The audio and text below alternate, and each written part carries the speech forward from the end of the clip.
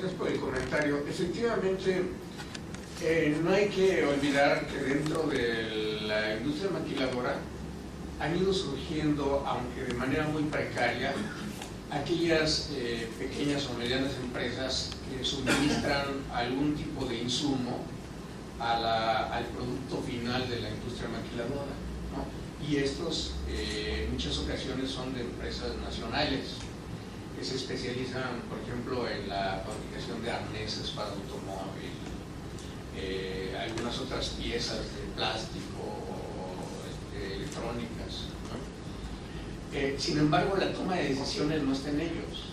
O sea, sí, claro, esto ha generado, digamos, la creación de un tipo de empleo y un tipo de emprendimiento por parte de estas pequeñas que le sirven de manera coyuntural a esta empresa maquiladora, ¿no? Precisamente por su cercanía geográfica, por los precios que ofrecen.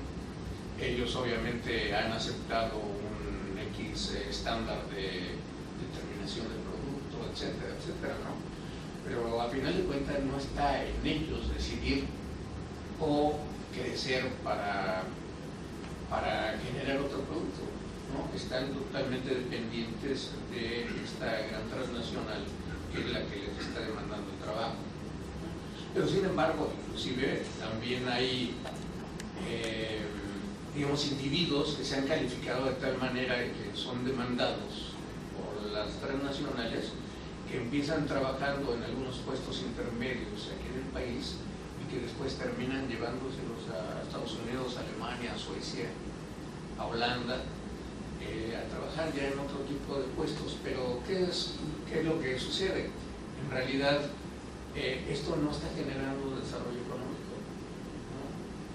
Ni un acrecentamiento industrial, digamos, que conlleve al crecimiento y al desarrollo económico ni local ni regional, sino porque están dependiendo de ese tipo de medidas y de decisiones que no se toman precisamente en el lugar en donde ellos están generando el producto. La polarización cada vez es más grande, ¿no? Digamos, por una parte los altos ingresos también se están concentrando, pero también los bajos ingresos también se están acrecentando. ¿Por qué? Por esto que se explica, ¿no? De que individuos o grupos de individuos que antes tenían una actividad económica no remunerada, ahora la tienen, ¿no? Inclusive, digamos, trabajadoras domésticas o trabajadores familiares, ahora ya se incorporan, ya sea el trabajo informal o semiformal, con una remuneración. Eso hace que también se incremente, digamos, la demanda efectiva. Lo que sucede, por ejemplo, en China es eso.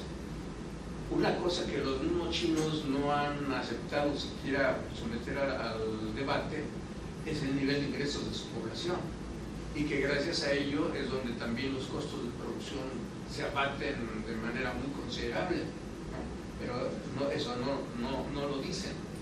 Pero lo que sí es cierto es que dentro de las condiciones que impuso el gobierno chino al capital extranjero al asentarse en su territorio, era, digamos, incluso uno de los autores así lo menciona, era la zanahoria que le ofrecían a las transnacionales, es decir, la capacidad de demanda que la gran cantidad de chinos podría ofrecer, ¿no?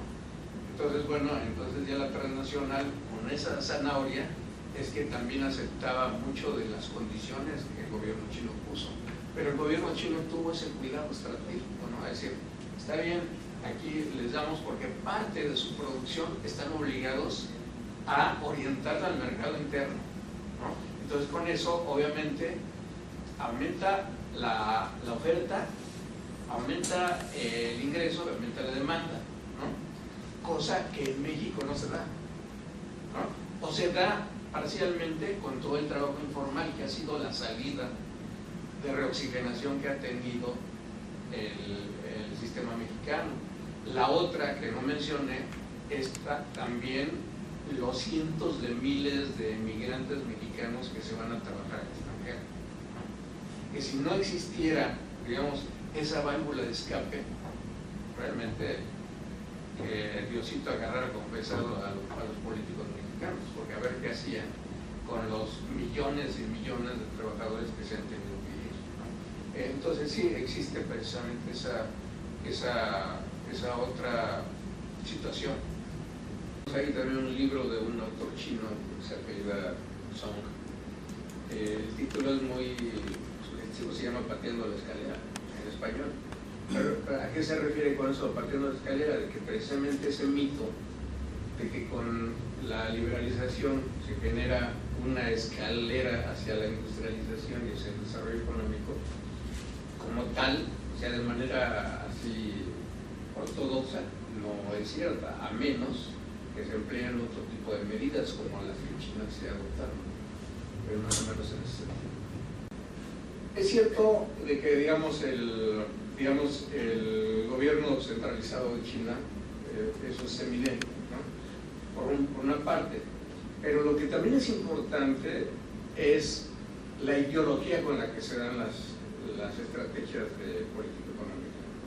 Digamos, ahí había una estrategia de Estado, si se quiere un Estado centralizado, pero una estrategia que conllevaba a determinados objetivos y metas que no solamente se han cumplido, sino se han cumplido con creces, ¿no?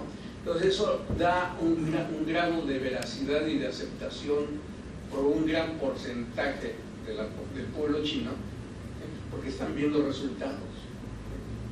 En cambio en México, que se presume de la democracia, o sea, yo en lo personal no creo que exista, ¿sí? ¿Por qué? Porque esa representación que se dice en el Congreso ni es democrática, sino que es, digamos, de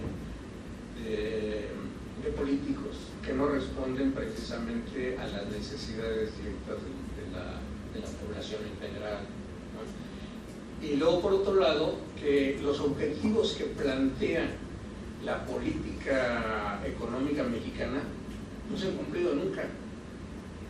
O sea, tenemos ya cerca de 40 años con una crisis económica y financiera que no ha podido recuperarse. Si nosotros, y ahí están, creo que en el libro que dice Eduardo, las estadísticas, ¿cuál era el crecimiento económico de México de los años 60 hasta principios de los 80? Era de 6.7% promedio anual, ¿sí? En cambio, desde 1980 hasta el año 2010 tenemos un crecimiento menor al 2.4%. Eso nada más en cuanto a crecimiento económico, sin tomar en cuenta, ¿sí?, el crecimiento de la población, ¿no? Y si esto todavía lo reduces en periodos, hay veces el crecimiento es ridículo. En los últimos 10 años no ha crecido el Producto Interno Bruto, ni siquiera ha llegado al 1.4%. Entonces, o sea, no puede ser, o sea, que nos tengan con digamos, un argumento de democracia y de política económica que no existe, que tenemos sexenios en donde el sector industrial ha demandado que haya una política industrial clara, ¿sí? No hay una política industrial en México, ¿sí? Hay una política selectiva hacia algunas ramas de actividad y hacia algunas empresas, pero no en cuanto a una rama integral, ¿sí? Entonces eso quiere decir que no hay política industrial, es una política de amigos. Los que realmente concuerdan con proyectos económicos son los que han prosperado. Por eso es que están las grandes multinacionales mexicanas, parece redundante, pero que surgieron en México, pero que ya se han transnacionalizado, ¿no? Digamos, Telmex, Cemex, FEMS, etcétera, que sí se han transnacionalizado. Y si tú observas, la mayor parte de las inversiones, por lo menos las de consideración que han tenido estas grandes empresas en el último decenio, han sido en el extranjero, no han sido en México. O sea que México se capitaliza parcialmente y se capitalizan las empresas, ¿sí? Pero digamos, no vemos indicadores tangibles que te digan que se están cumpliendo con los planes de desarrollo seccionales, ¿no? O sea, digamos, se va uno con los números y con la percepción que también tiene la población. El salario mínimo de los trabajadores en los últimos 30 años, ¿sí? México es el que ha tenido un incremento al salario mínimo más bajo de toda América Latina. Inclusive República Dominicana y Haití están por arriba en el crecimiento del salario mínimo, más que México. Entonces, ¿cómo puede uno creer que la política macroeconómica de nuestro país sea exitosa? Sinceramente, yo lo dudo. No quiero hacer polémica, ¿no? Digamos, yo llamo a la reflexión porque, digamos, esas son las cifras que todo el mundo vemos, ¿no? Y esto sin considerar también el sector informal, que ahorita ya está en 45% mínimo de la economía nacional. Si no existiera esa economía informal, ¿qué sería de la economía formal?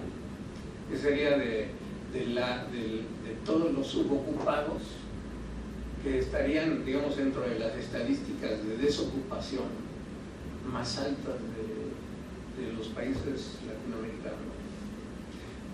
Compañero. Sí,